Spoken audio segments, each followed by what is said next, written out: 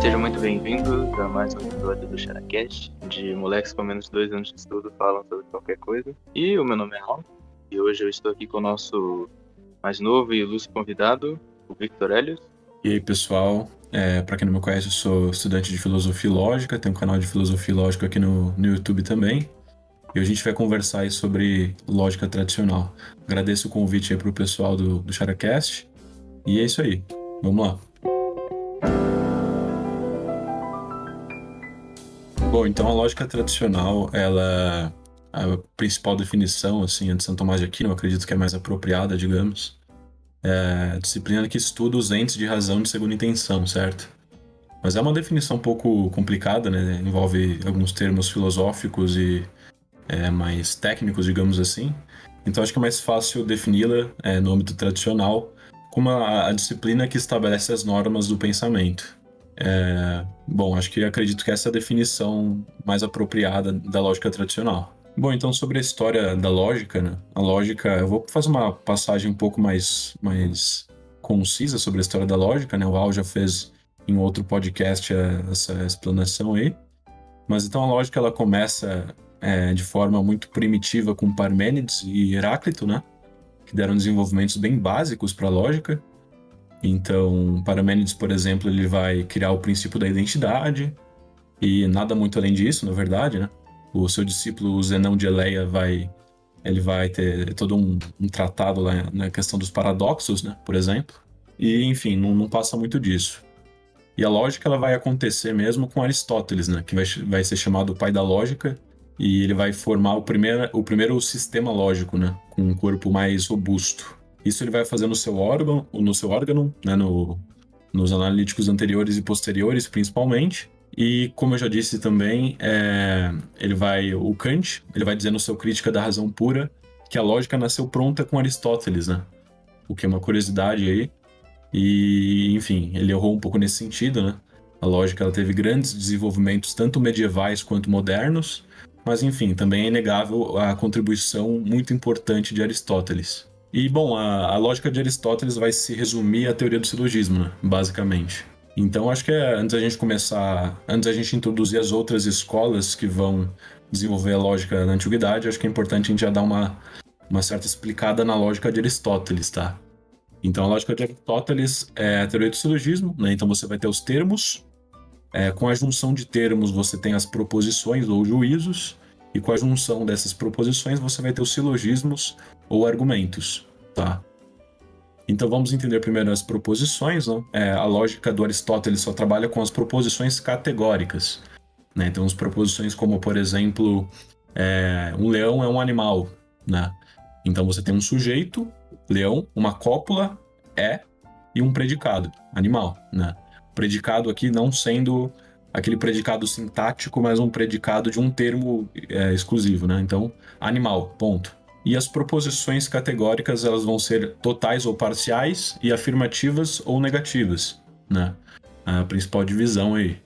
Então, isso vai formar as chamadas formas A, E, I e O, né? Então, a forma A, ela vai ser total e afirmativa. Então, por exemplo, todo leão é um animal.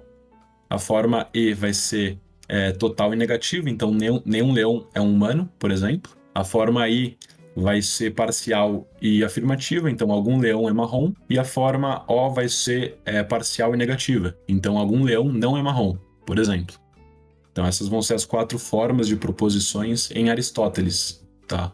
Como a gente vai ver mais para frente, vai ter um desenvolvimento em relação a isso e vão começar a ser abarcadas pela teoria do silogismo algumas outras proposições, tá? Mas isso já não é Aristóteles, são acréscimos medievais e modernos e tudo mais, tá? Então essas são as proposições.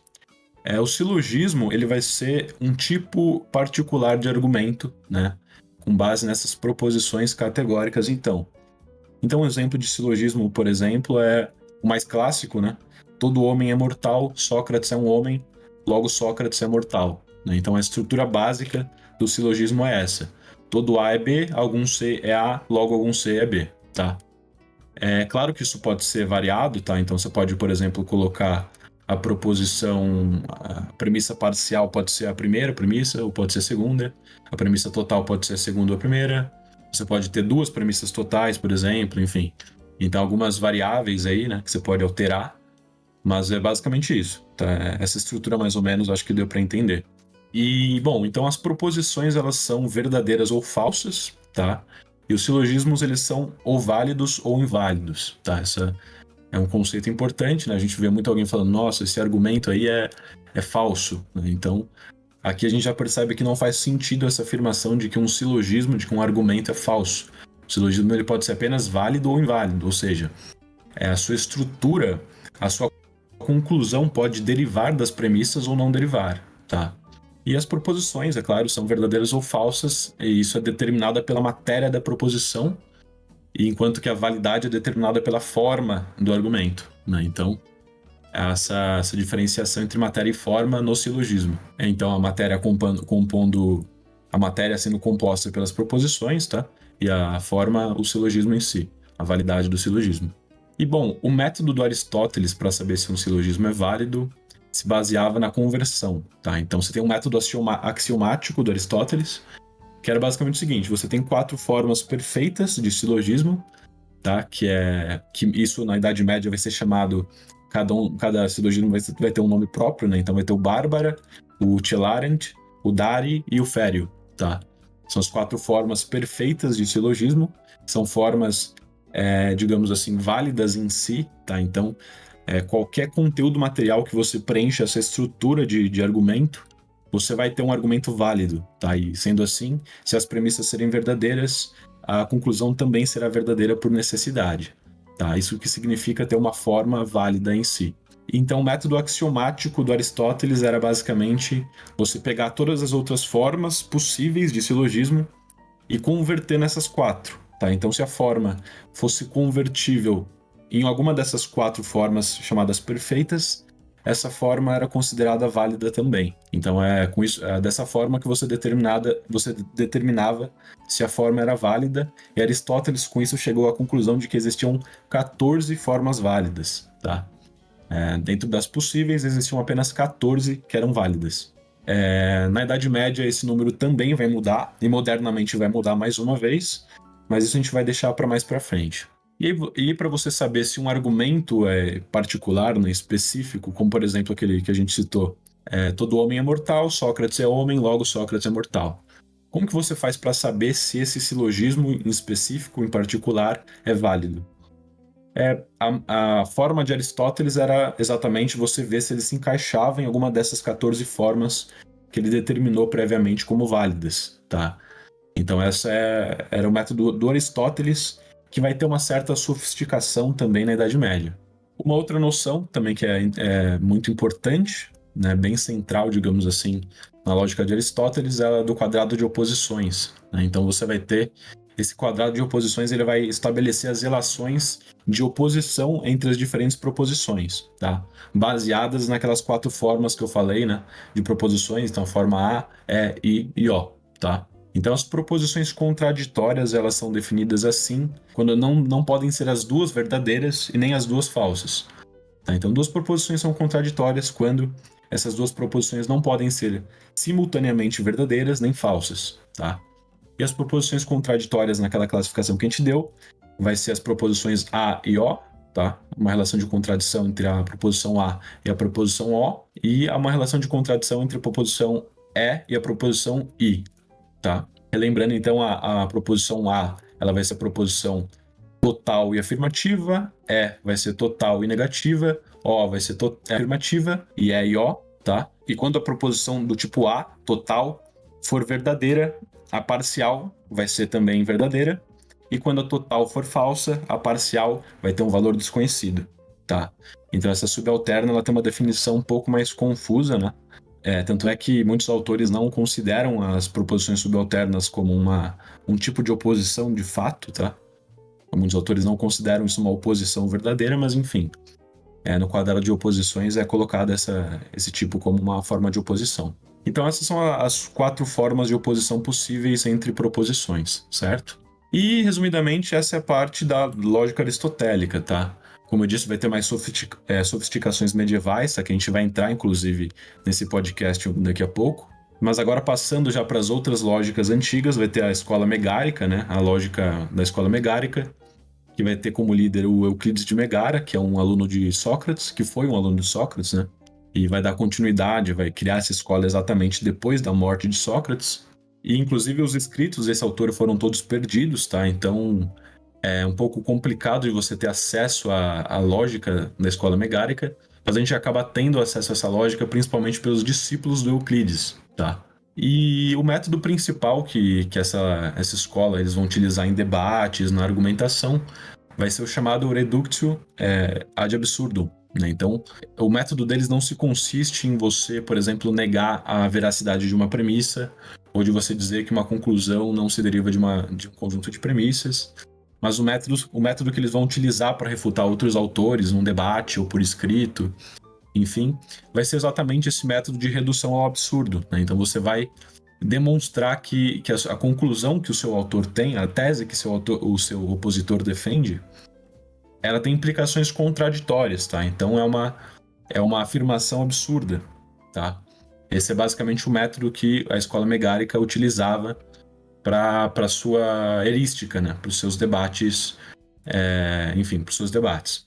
Algumas outras coisas bem particulares dessa escola megárica é que eles vão rejeitar o chamado argumento por analogia, tá? Que Aristóteles afirmava como válido, né? Como verdadeiro. E o argumento por analogia é basicamente um argumento que parte da similitude de duas coisas e conclui algo sobre a natureza dessas duas coisas, né? Então você percebe a semelhança de duas coisas e você conclui, por exemplo, que eles têm a mesma natureza, que eles fazem parte de um mesmo gênero, alguma coisa do tipo, tá? Então os megáricos eles negam a validade desse tipo de argumento, porque dizem que a similitude não como podemos dizer, não é o suficiente para você concluir algo sobre alguma coisa, né? Eles também vão dar algum desenvolvimento em relação à implicação material, né? Que na lógica tradicional vai ser chamada de proposição hipotética, que a gente também vai ver mais para frente. Enfim, a parte de lógica da escola megárica é basicamente isso. Realmente não tiveram grandes desenvolvimentos, né? Também perdemos grande parte dos escritos, mas o importante é que eles vão ser precursores da lógica estoica, né? A lógica estoica vai se basear muito fortemente na lógica da escola megárica para fundar sua própria lógica, né? Então a lógica estoica ela vai ser a grande concorrente da antiguidade da lógica aristotélica, né? Como eu já comentei também em outro podcast, vai existir uma certa rivalidade entre os aristotélicos e os estoicos, né? Exatamente porque um vai afirmar, não, a lógica aristotélica é superior, os outros vão afirmar, não, a lógica estoica é superior, né? Então esse conflito entre essas duas lógicas, né? Esses seguidores dessas duas lógicas, mas mais para frente, na Idade Média, na Idade Moderna também, a gente vai perceber como essas duas lógicas são perfeitamente conciliáveis, né? E formam, inclusive, a lógica tradicional, né? A junção dessas coisas, e formam uma lógica bem completa, inclusive, né? Bem interessante, tudo isso em linguagem natural. Mas, enfim, em relação à lógica estoica, eles vão ter, por exemplo, no lugar das proposições, eles vão ter os asseríveis, né? Que eles vão chamar de asseríveis, que vem exatamente da palavra asserção, né? Os asseríveis eles vão ser simples ou compostos, né? Então os simples vão ser iguais às proposições categóricas simples, né, de Aristóteles, e os compostos vão ser divididos em três tipos, que aí já não existia, salvo engano, na lógica aristotélica, né, a não ser a conjunção, mas vai ser a conjunção, a disjunção e a condicional. Então a conjunção ela é uma relação entre duas proposições que se dá pelo e. Então, é esse símbolo aí de conjunção. Então, por exemplo, deixa eu pensar. Todo leão é um animal e todo homem é um animal, né? Então, você faz a conjunção entre duas proposições categóricas, ou entre dois asseríveis categóricos. A disjunção vai ser um outro operador, né? Uma outra palavra, que é a palavra ou. Então, por exemplo, todo homem é ou animal ou leão, sei lá, por exemplo, né? Importante deixar claro aqui que a disjunção na lógica estoica ela é exclusiva, tá? Então, essa exclusão entre essas duas alternativas, tá? Coisa que não acontece, por exemplo, na lógica moderna. Na lógica moderna, você pode fazer uma disjunção e as duas alternativas podem ser verdadeiras, tá? Aqui na lógica estoica isso não acontece, é ou uma ou a outra. E por fim, o último tipo de asserível composto é de condicional, né? Então, por exemplo, aquelas proposições hipotéticas, né? Então, se A, então B, né? Então, se o leão é um animal, então o homem é um animal, algo assim, né? E aí também vai ter as suas definições de condicionais diferentes pelos diferentes autores estoicos, né? Então, uma definição do filo, por exemplo, vai ser bem parecida, aliás, vai ser a mesma coisa que a implicação material da lógica moderna. A definição é o seguinte: se o antecedente for verdadeiro e a consequente for falsa, então essa condicional vai ser falsa. Esse é o critério de veracidade de uma proposição ou de um asserível condicional. Então, essa parte principal assim, de asseríveis da lógica estoica, tá? E depois você vai ter os argumentos, né, formados pela lógica estoica. Então, por exemplo, o argumento que você usa os asseríveis disjuntivos, né? Então, ou A ou B, não é o caso que A, logo B, né? Ou então, ou A ou B, e é o caso que A, então não é o caso que B, tá? Esse é basicamente o tipo de argumento principal ali da lógica estoica.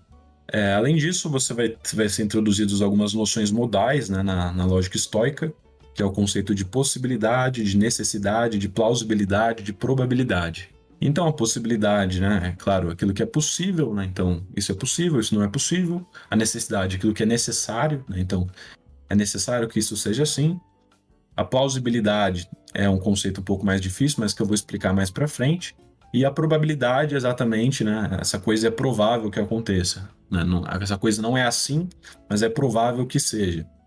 Né? Então, essas são as noções modais introduzidas ali na lógica estoica, que também tiveram certo trato já em Aristóteles, já na escola megárica e tudo mais. Então, como eu disse, posteriormente, essas lógicas, essas três principais lógicas tradicionais, elas vão ser como que unificadas, né, numa coisa só, uma lógica bem completa, inclusive, né? Eu não vou saber dizer exatamente que tipo de contribuição foi feita na Idade Média, que tipo de contribuição foi feita na Idade Moderna. Eu realmente não sei exatamente essa parte histórica, digamos assim, né? Onde se deu essa contribuição específica. Mas eu vou contar um pouco mais ou menos de como que está essa lógica tradicional finalizada nos dias de hoje, tá? Na Idade Moderna. Isso considerando as atualizações tanto modernas como medievais, certo? Então, nossa versão atualizada, né, da lógica formal tradicional, você vai ter algumas contribuições, né, algumas integrações desses componentes da lógica estoica e da lógica megárica, né? Então, por exemplo, além da noção do silogismo de Aristóteles, você vai ter o silogismo hipotético, por exemplo, que ele vai utilizar justamente as proposições hipotéticas, né? Ou os asseríveis condicionais, como é chamado na lógica estoica. Então, exemplo, né? Primeiro, você vai ter o silogismo hipotético misto e o puro, tá?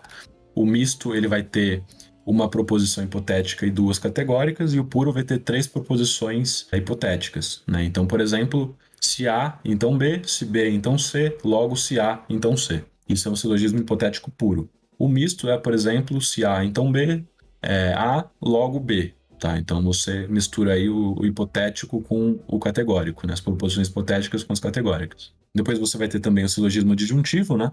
Então eu já falei dele também, já estava lá na lógica estoica, né? Então ou A ou B, A logo não B. Ou então ou A ou B, não B, logo A, tá? Esse é o silogismo disjuntivo.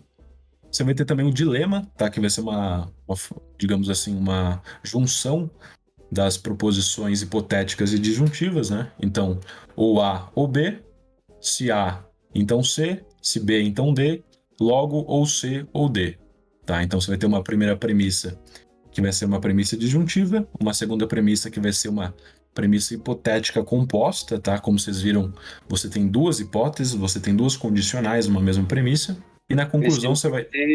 Esse seria o tipo de dilema construtivo, no caso.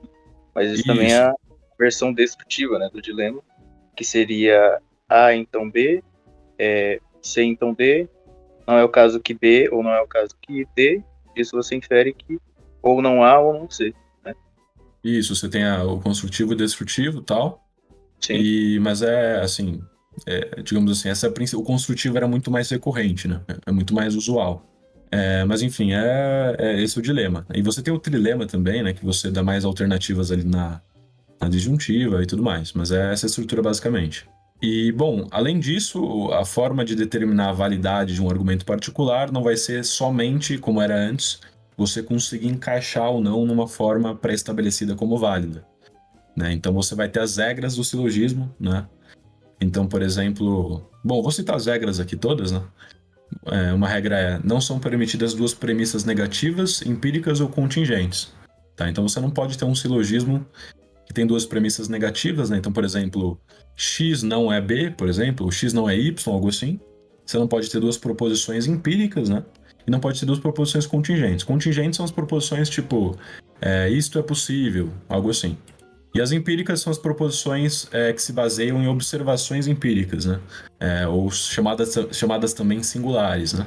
E depois você vai ter outra regra, que é o termo médio ele deve estar distribuído em uma das duas premissas, tá? Então você não pode ter um termo médio que não está distribuído em nenhuma das premissas. Eu não introduzi exatamente o que é cada termo, né? Você tem um termo menor, o termo maior e o termo médio. O termo menor ele vai ser o sujeito da conclusão num silogismo, e ele vai se repetir em uma das duas premissas. E o termo maior ele vai ser o predicado da conclusão, né? Ele também vai se repetir em uma das duas premissas. O termo médio ele vai ser exatamente o termo que aparece nas duas premissas e não aparece na conclusão, tá? Então, esses são os três tipos de termos, né, no silogismo. Então, como eu defini, o termo médio ele deve estar distribuído em uma das premissas, certo? Então, por exemplo, naquele silogismo que a gente usou, todo homem é mortal, Sócrates é homem, logo Sócrates é mortal, né? Então você tem a conclusão Sócrates é mortal. O Sócrates vai ser o nosso termo menor, né, porque ele é o sujeito da conclusão. Ele vai se repetir ali na segunda premissa. E o mortal ele vai ser o termo maior, né, aquele nosso predicado da conclusão, que ele vai estar na nossa primeira premissa. É um pouco até difícil de falar assim, porque eu não estou visualizando o silogismo escrito, né, mas eu acho que está tudo certo.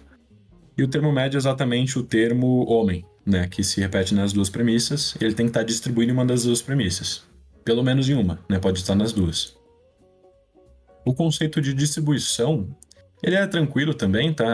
Também não vou entrar muito em detalhes, mas é basicamente aquela noção de extensão, né? Ou também chamada de... tem algum outro nome que eu não me lembro agora, mas enfim, geralmente chamado de extensão, né? Então é basicamente a quantidade de entes que é abrangida pelo significado do termo, né? Então se você usa um termo na sua extensão total, você se refere, por exemplo, a todos os leões, você está falando de um termo distribuído, né? Leão está distribuído nessa proposição.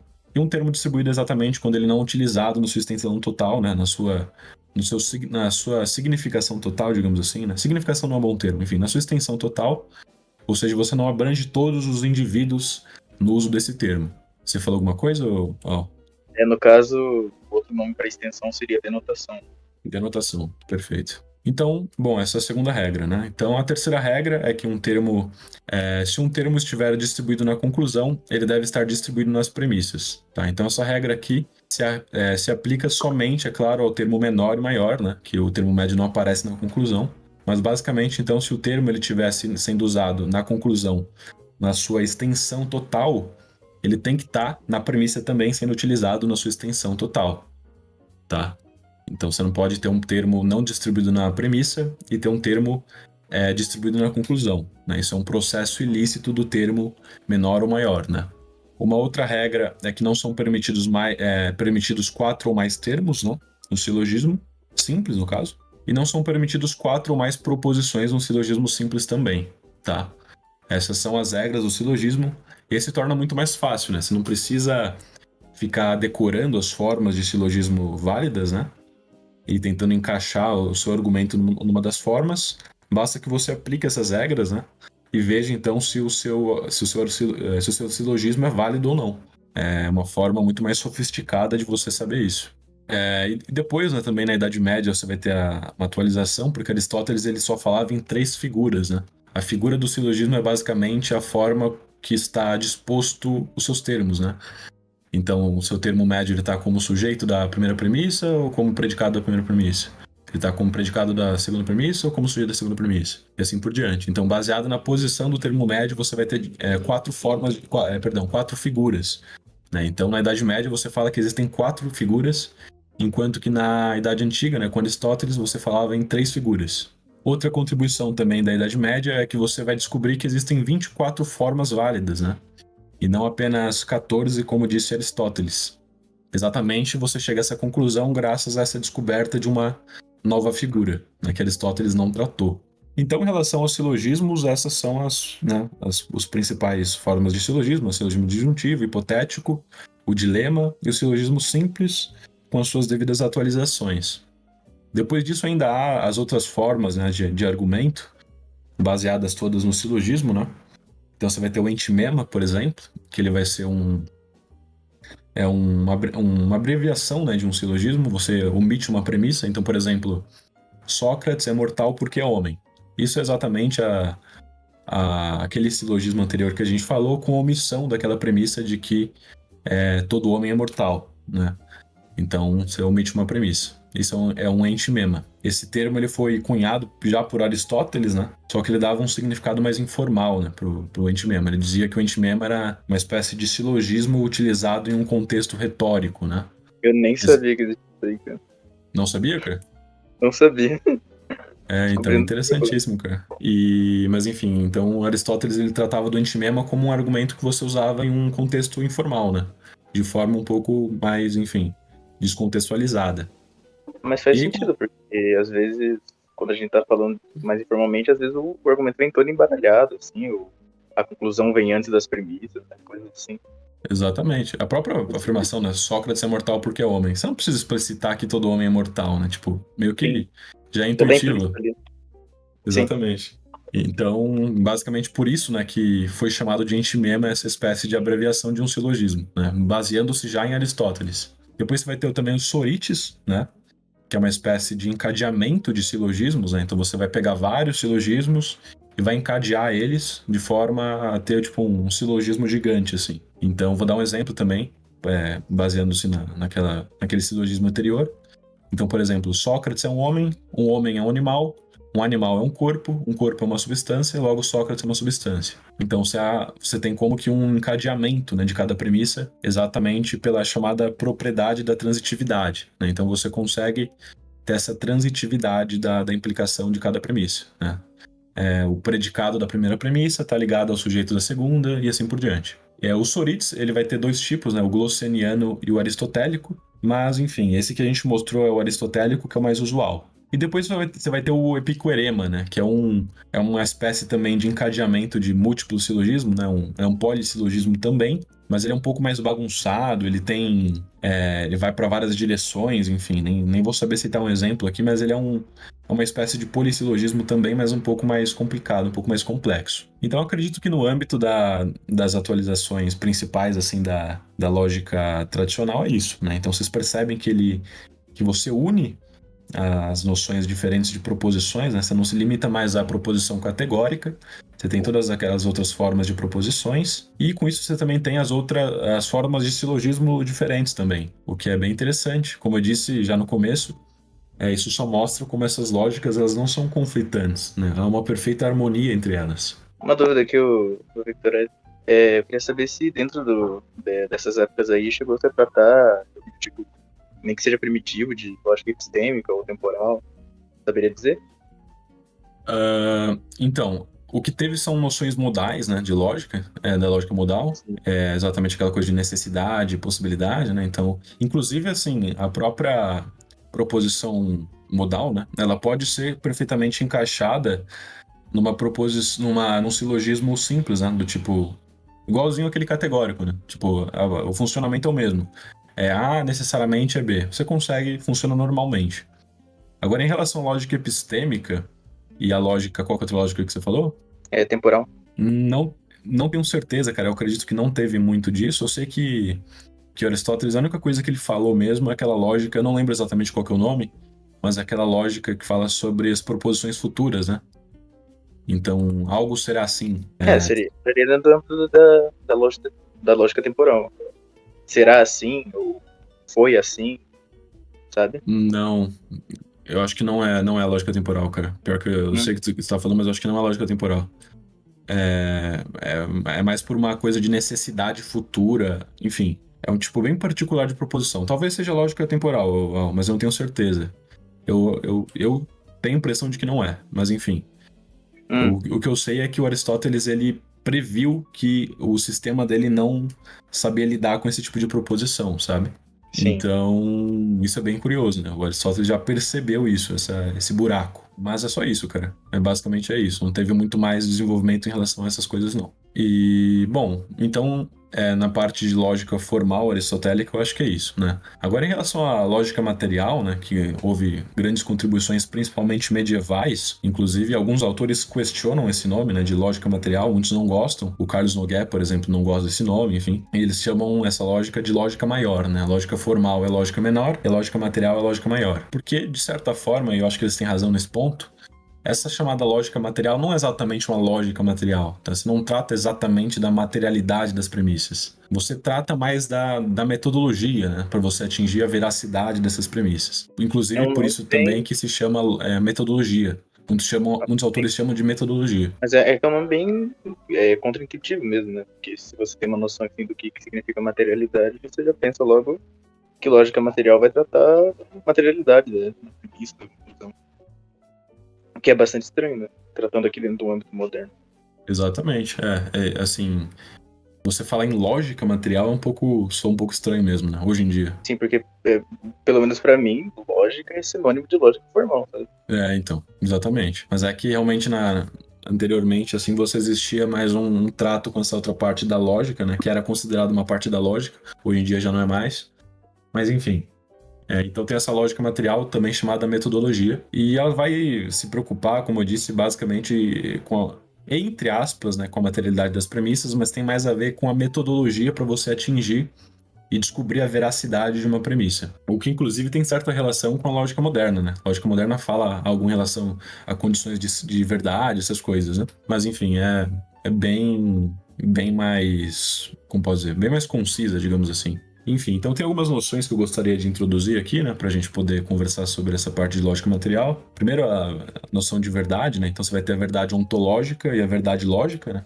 A verdade ontológica, ela exprime o ser das coisas, e a verdade lógica, ela exprime a conformidade do espírito com essas coisas. Né? Então, é verdade lógica, alguns chamam também de verdade gnoseológica, né? Então tem a ver com você conformar o seu espírito às coisas, né? E o oposto exatamente da verdade lógica é chamado erro. Né? Então, quando você exprime um juízo, por exemplo, que não está em conformidade com a coisa, você está cometendo um erro. Enfim, então essas duas noções. E em relação a quatro digamos assim, relacionamentos, né, relações que você pode ter com a coisa, né, com esse objeto de ciência. Então você tem 4 estados, que é o estado de ignorância, de dúvida, de opinião e de certeza. A ignorância é quando você tem a ausência de todo o conhecimento em relação a esse objeto em específico, né? Então a gente não está falando de uma ignorância absoluta, é claro, nenhum ser humano é absolutamente ignorante, mas uma ausência de conhecimento em relação a um objeto, em relação a um tema, enfim. A dúvida é um estado de equilíbrio entre a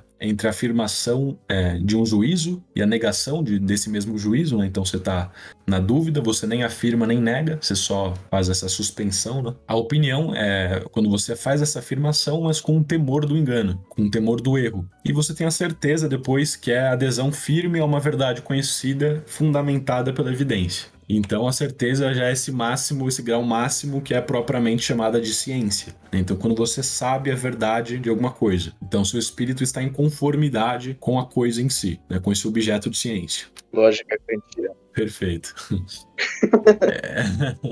E só que é importante tomar cuidado com a definição dessa palavra evidência, né? Então, fundamentado pela evidência. Como assim? Eu não estou falando de evidência empírica, evidentemente, né? A gente está falando de uma acepção mais medieval de evidência. Então, a definição basicamente é a seguinte: é a plena clareza com a qual o verdadeiro se impõe à adesão da inteligência, numa espécie de coação pelo qual se torna impossível dizer que aquilo não é verdadeiro. Então a evidência aqui é essa espécie de moção determinística do intelecto, né, na adesão àquela coisa. Tá? Então esse é o significado de evidência aqui.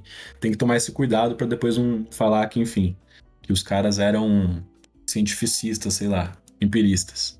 E bom, essas são as relações do sujeito cognoscente com o objeto de ciência. E depois você tem alguns estudos em relação ao método, então aos métodos que você atinge o conhecimento, você atinge a ciência, justamente para fundamentar a materialidade das suas premissas, né, numa argumentação lógica. E então você vai nessa parte medieval, eles vão tratar principalmente da divisão dos métodos, né? Então, cada ciência vai ter seu método próprio, né? Então, você vai ter o método científico, né? No sentido estrito de ciências naturais, ciências especiais, né? O método científico nesse sentido. Você vai ter o método experimental, o método nacional. Então, você vai ter esse estudo dos diferentes métodos, né? A qual cada ciência vai utilizar para atingir o conhecimento. E depois você vai ter um estudo também em relação aos processos de cada método, né? Então, qual que é o passo a passo, quais são as etapas para esse método atingir o conhecimento? Você vai ter análise, você vai ter a síntese, você vai ter a dedução, a indução, enfim. São diversos processos. Outra coisa que vai se ocupar também essa parte lógica e material é a definição das ciências, a definição da ciência, né? É a definição, como eu já disse, dos métodos, dos objetos formais de cada ciência. Então a história vai se ocupar do quê? Do que vai se ocupar a metafísica, do que vai se ocupar a filosofia, enfim. Vai ter essas definições e basicamente é isso, cara. Eu acho que de lógica material, é claro, daria para se aprofundar muito mais, mas eu acho que vale mais a pena a gente separar isso de repente para um outro podcast, enfim. É um assunto bem, bem amplo. Perfeito. Então acho que um último tópico aqui, caso não sei o que Al queira acrescentar alguma coisa, seria em relação a alguns erros, né? Alguns erros que a lógica tradicional, mesmo na sua versão atualizada, né, moderna, ela comete. Tá, que vão ser exatamente corrigidas pela lógica moderna com essas novas noções de algumas coisas. Tá? Então, primeira coisa em relação às proposições totais, tá? Numa lógica tradicional, você vai ter as proposições totais como denotando um conteúdo existencial. Né? Então, um exemplo que vocês mesmo deram em outro podcast aqui sobre lógica é aquela coisa do unicórnio tem chifre, né? Todo unicórnio tem chifre. Então, essa proposição, na lógica tradicional, ela denotava um conteúdo existencial, né? E isso causava um certo conflito com a noção de verdade lógica, né? Então, a expressão da conformidade do espírito à coisa. Quando você tem uma proposição do tipo todo unicórnio tem chifre, como que essa proposição poderia ser verdadeira se não existem unicórnios? Então há um conflito com essa noção de verdade lógica, exatamente porque não há essa coisa com a qual o intelecto possa se adequar. E aí a solução moderna, exatamente, vai ser dizer que as proposições totais elas não denotam esse conteúdo existencial, certo? Então a nova configuração das proposições totais na lógica moderna é uma espécie de condicional, né? De proposição hipotética chamada na lógica Elas são tradicional. sempre seguidas por uma implicação, né? Seria uma proposição condicional. Exatamente. Então, no nosso caso aqui, né? Então, para todo x, se x é um unicórnio, x tem chifre, né? Então, se x é um unicórnio, então você tem uma condicional aqui, né? Você não está afirmando que x é unicórnio ou que existem unicórnios, algo assim. Você está dizendo que se x é unicórnio, ele tem chifre. E aí você não causa nenhum conflito com a noção de verdade lógica, né? Porque essa proposição pode ser verdadeira e sem existir essa coisa com a qual você se refere. E também você tem essa implicação sendo verdadeira, né? Pela própria definição de unicórnio. O unicórnio ele tem chifre, né? Tá na sua essência de unicórnio. Então a proposição é verdadeira sem nenhum problema com aquela noção de verdade lógica. A partir disso, você não consegue mais ter aquela inferência, né, inválida de que se todo unicórnio tem chifre, então algum unicórnio tem chifre, né? Já que agora você perdeu todo o abarco existencial da primeira proposição. Perfeitamente. Exatamente porque na lógica moderna, né, a proposição parcial, chamada na filosofia aristotélica, né, na lógica aristotélica, que vai ser chamada na lógica moderna de quantificador existencial, né, ele não denota conteúdo existencial. Quer dizer, ele denota conteúdo existencial, perdão. Né? Então, a universal ou total não denota, sim. enquanto que o existencial denota. Né? Então, você não pode mais dizer que há algum unicórnio com chifres, certo? Algo a acrescentar? Ou... Não, seria justamente isso daí. E o interessante, né, que justamente pela semântica da implicação, né, já que o antecedente da implicação é falso, né, nesse caso, unicórnios não existem, né, por isso o antecedente já é falso por si mesmo. Então, o antecedente como um todo já é verdadeiro. E por conta disso, essa inferência que a gente faz não pode ser o caso, né? Seria justamente inválida porque uma premissa verdadeira de uma conclusão que é falsa, né? Que seria de que algum unicórnio existe. Exato. Isso aí. Bom, então há alguns corolários, né? Algumas implicações dessa nova interpretação das proposições universais ou totais. vai ser algumas mudanças até drásticas assim na lógica tradicional, né?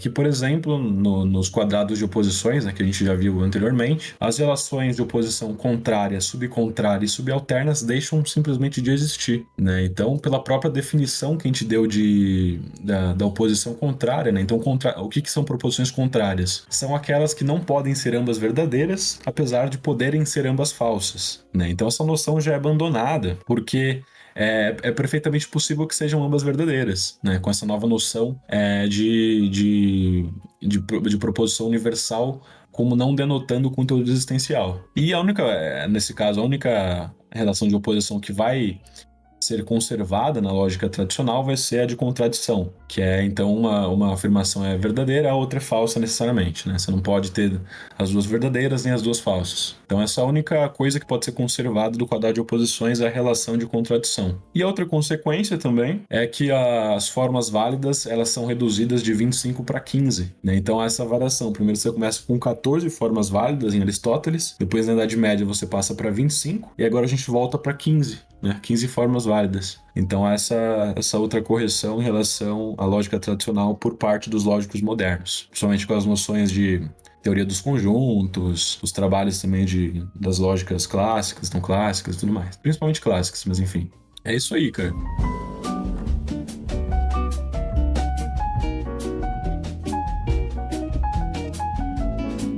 Mas então, Rick, você pode fazer suas considerações finais aí? Então, eu queria agradecer aí pela oportunidade, pelo convite de participar do podcast. Foi um grande prazer conversar com vocês um pouco sobre lógica, né? Principalmente a parte de lógica tradicional e tudo mais. Eu foquei mais nesse podcast como combinado na parte de lógica tradicional, né? Mas tem um podcast do Charás aqui sobre lógica em geral, né? Dá uma ênfase na parte da lógica, da história da lógica e tudo mais. Então, também achei muito bom, recomendo para quem ficou interessado ir lá assistir. Mas é isso, foi um grande prazer, agradeço muito mesmo o convite e para qualquer outra oportunidade pode me chamar. Claro que está convidado para novas oportunidades. E nós agradecemos também ao Victor Helios por ter aceitado o nosso convite aqui de estar aqui. Eu particularmente não sei quase nada de lógica funcional, então foi muito bom ter alguém que sabe, tem mais conhecimento sobre essa área do que eu, né, para ele estar aprofundando aqui o tema com a gente. E claro, o canal dele, para vocês darem uma conferida, vai estar ali no link da descrição. Vão lá, deem dislike. E é isso, galera. A gente espera que você deixe o like aqui, se inscreva e veja também os outros 2 podcasts que nós já gravamos anteriormente. E é isso. Obrigado a todos que ouviram até aqui. Até mais. Valeu, pessoal.